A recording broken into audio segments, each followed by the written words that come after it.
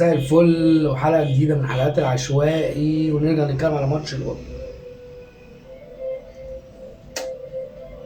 عارف انت اغنية انا مش زعلان.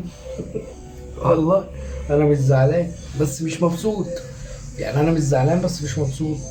مش مبسوط ان رغم ان انا كسبان اربعة وكهربا جاب هاتريك ومروان نجم الماتش والسولية ظابط خط النص ومحمد عبد المنعم ظابط الدفاع وبيرستاو رجع تاني يعمل اسيستات ورجع يجيب جوان، كل ده حلو.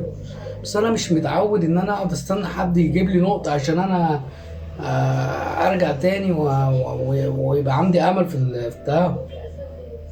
الحوار مش عاجبني خالص، مش عاجبني ومش بسيط.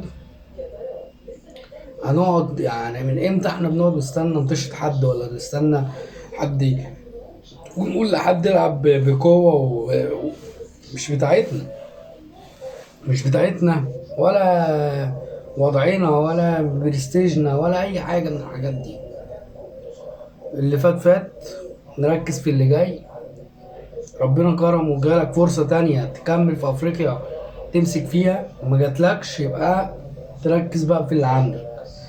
تركز في اللي انت تشوف بقى كولر يشوفه عايز مين مش عايز مين، يلعب مين ما يلعبش مين، نجيب مين، نركز من بدري. يعتبر الدوري اتحسم، انا بالنسبه لي شايف كده. هو ما عندكش منافس اللي هو معاك السنه دي، ولا بقى الزمالك الخامس ولا بيراميدز التالت ولا فيوتشر التاني ولا ايا كان الكلام.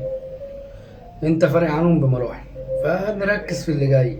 عندك افريقيا السنه اللي بعديها، عندك سوبر مصري، عندك الكاس الرابطة دوت وكاس مصر، وعندك الدوري، وعندك كام حاجة كده تركز فيها.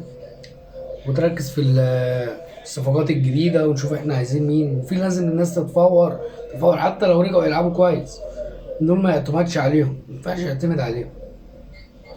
بس وان شاء الله الخير جاي يعني. ان شاء الله. وشكرا على متابعتكم.